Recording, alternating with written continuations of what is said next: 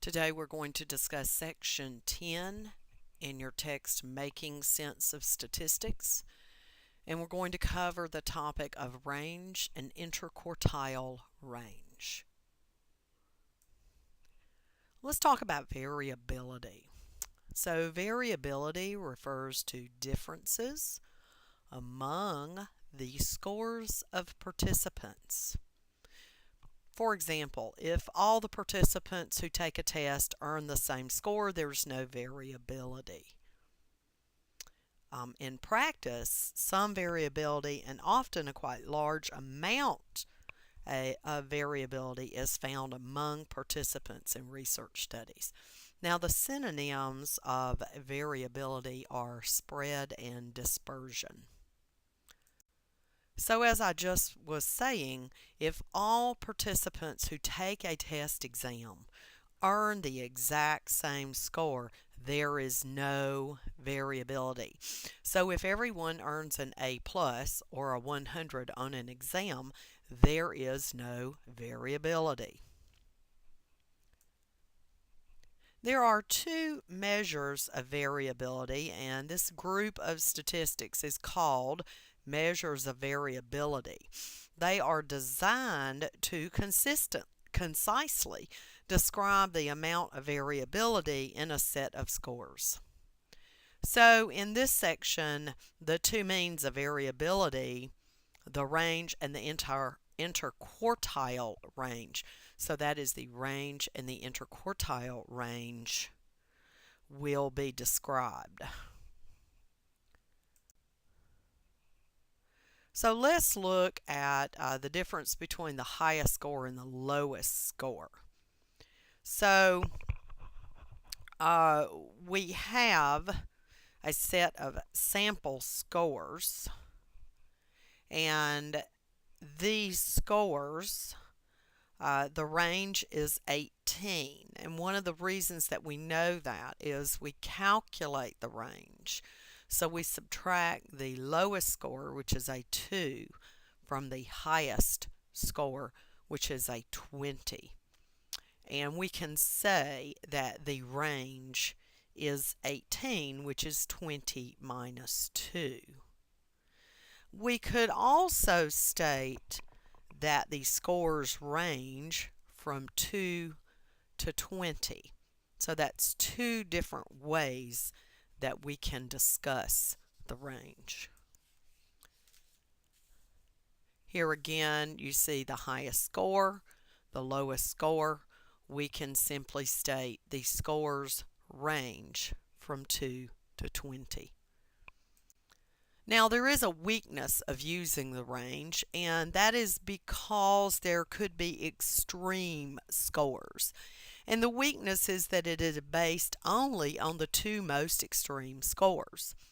This may not accurately reflect the variability in the entire group. We can also call these extreme scores outliers. So now let's discuss the interquartile range.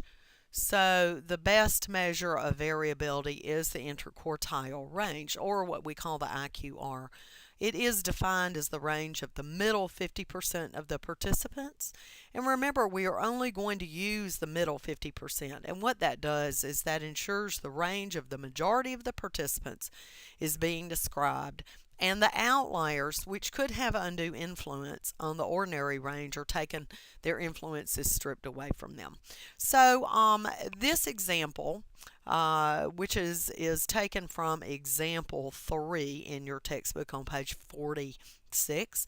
If you look at this, you do see that the scores are in order from low to high.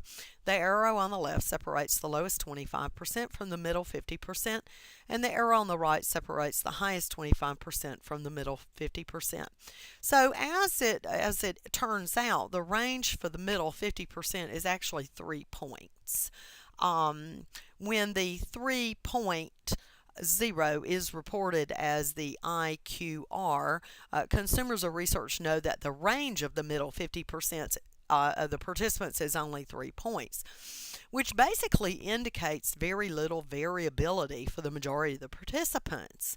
So now you also see that the undue influence of the outlier score of 20 or the range of 18 has been overcome by using the interquartile range. Now, one of the things that we can also consider is that the interquartile range can be thought of as the first cousin of the median.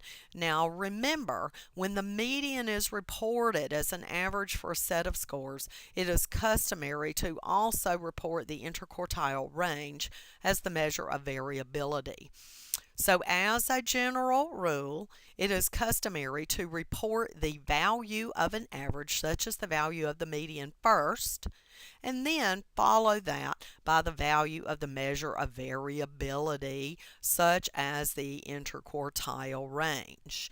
Now, for those interested in the computation of the IQR, notice that the right arrow is at a 5.5 and the left arrow is at a 2.5.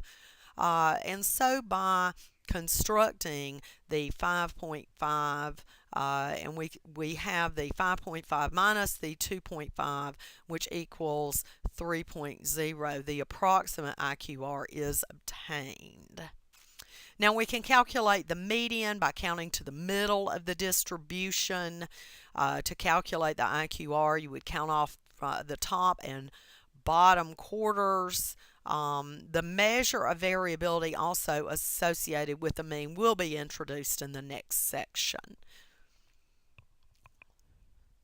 And this concludes section 10 on range and interquartile range.